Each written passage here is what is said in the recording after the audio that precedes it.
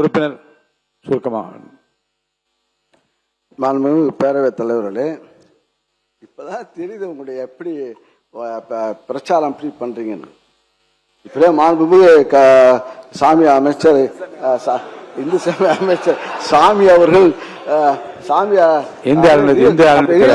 அப்படி கேட்டா விடுறாரு.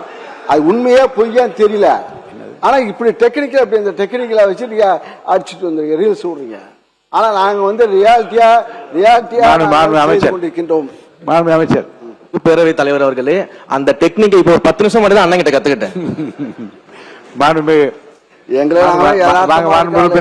10:29 நம்ம ஆரம்பிச்சோம். நல்ல சுவையான குறுக்கீடுகளும் தேவையற்ற குறுக்கீடு ரெண்டும் இருந்தது. சுருக்கமா நன்றி கூறி சப்ஜெக்டிவா இல்லைங்க.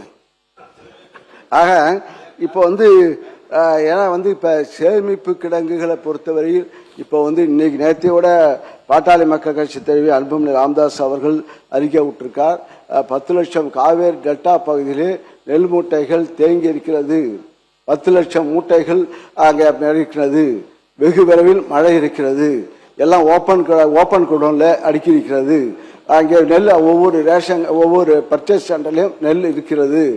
ஆக கடந்த ஆட்சியில் அங்கே இருக்கும்போது நானும் சக்கரபாணி அவர்களும் இந்த ஸ்பாட்டுக்கு போனோம். எங்களுடைய துணை முதலமைச்சர் இந்த மரியாதைக்குரிய எதிர்கட்சி தலைவர் அவர் ஆய்வு திடீர் தஞ்சை சென்று இரவு நாங்கள் அங்கே போய் உடனே கேள்விப்பட்ட மழை அடாத மழை வந்த போது நாங்கள் வேகன்ல அனுப்பி வச்சோம். உடனே கூட மழை திடீர்னு மழை வந்த காரணத்தால் அப்பொழுது துணை முதலமைச்சர் அந்த மரியாதைக்குரிய எதிர்கட்சி தலைவர் அவர்கள் தஞ்சை சென்று அங்கு ஆய்வு செய்து உடனே மாற்று ஏற்பாடு செய்து அந்த மூட்டைகளை உடனே நாங்கள் மாற்றி அமைத்து வைத்தோம். அத்தகைய ஒரு ஆக்டிங் கிடையாது, ஆக்ஷனாக நாங்கள் செய்து கொண்டிருக்கின்றோம். ஆக அந்த அளவுக்கு உணர்வுபூர்வமாக நாங்கள் பணியாற்றி கொண்டிருக்கின்றோம். நாங்கள் இன்னும் சொல்ல போனால் உங்க பக்கம் இங்க இருக்கிறதெல்லாம் படத்தை பார்த்து நீங்க எல்லாம் வந்தவங்க. நாங்களாம் வந்து கொள்கையுடைய முரசொலி படித்து திறந்துடன் செய்தியை படித்து பொதுக்கூட்டத்தில் பேசி இந்த பக்கம் உள்ளவங்க அண்ணா திமுக தான் சரி திமுக தான் சரி பேசி நாங்கள் வந்தவர்கள். ஆக அந்த மக்களுடைய தெரியும். அந்த அடிப்படையில் தான் நாங்கள் உணர்வுக்கு ஒன்றொன்றாக எங்களுடைய முதலமைச்சராக இந்த தளபதி ஸ்டாலின் அவர் எங்களை பணியாற்ற வைத்தார்கள். மக்களும் அங்கே மகிழ்ச்சியாக இருந்தார்கள். விவசாயிகள் போராட்டம் இல்லாமலே வாழ்ந்தார்கள். ஆக அத்தகைய நாங்கள் பட்ஜெட் போட்டு மக்களுடைய கருத்துக்களை வாங்கி நாங்கள் பட்ஜெட்டாக அறிவித்தோம். ஆக மேல இப்ப நீங்க அறிவித்த நிதி ஒதுக்கீடு பார்த்தா வேளாண் பட்ஜெட்டுக்கு கிட்டத்தட்ட வேளாண்மை துறைக்கு 15 நீங்க எங்களுடைய ஆட்சியில நிதி ஒதுக்கீடு செய்யப்பட்டது 15,230 கோடி. உங்களுடைய ஆட்சியில உருவாக்கியது 14,955 கோடி. 275 கோடி இப்போது குறைவாக நிதி ஒதுக்கீடு செய்யப்பட்டிருக்கிறது இந்த துறைக்கு, வேளாண்மை துறைக்கு. விவசாயிகளுக்கு இலவச மின்சார மானியம் திமுக ஆட்சி.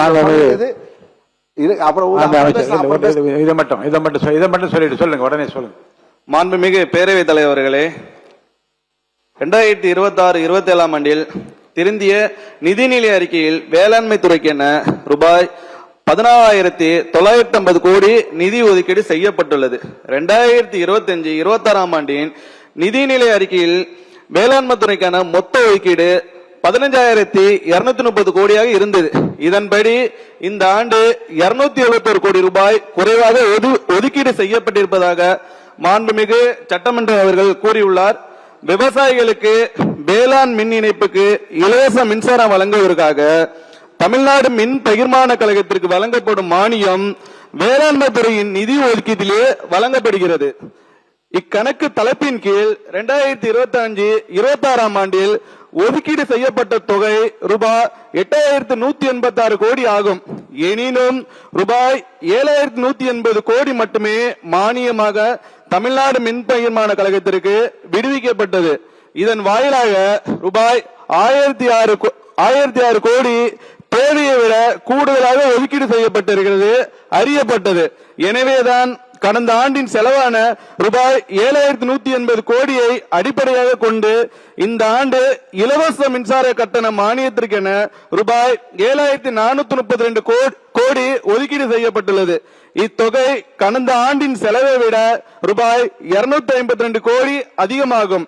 எனினும் 2026-27 ஆண்டின் திருத்திய நிதிநிலை அறிக்கையில் வேளாண் துறையின் திட்டங்களுக்கு, அதாவது இலவச மின்சார கட்டணத்திற்கு உண்டான மானியத்தை தவிர்த்து மற்ற திட்டங்களுக்கு அளிக்கப்பட்டுள்ள மொத்த ஒதுக்கீடான ரூபாய் 7,525 கோடி என்பது கடந்த ஆண்டின் ஒதுக்கீட்டை விட ரூபாய் 481 கோடி கூடுதலாகவே ஒதுக்கீடு செய்யப்பட்டுள்ளதை தவிர எவ்விதத்திலும் குறைக்கப்படவில்லை என்பதை இந்த அவைக்கு தெரிவித்துக் கொள்கிறேன்.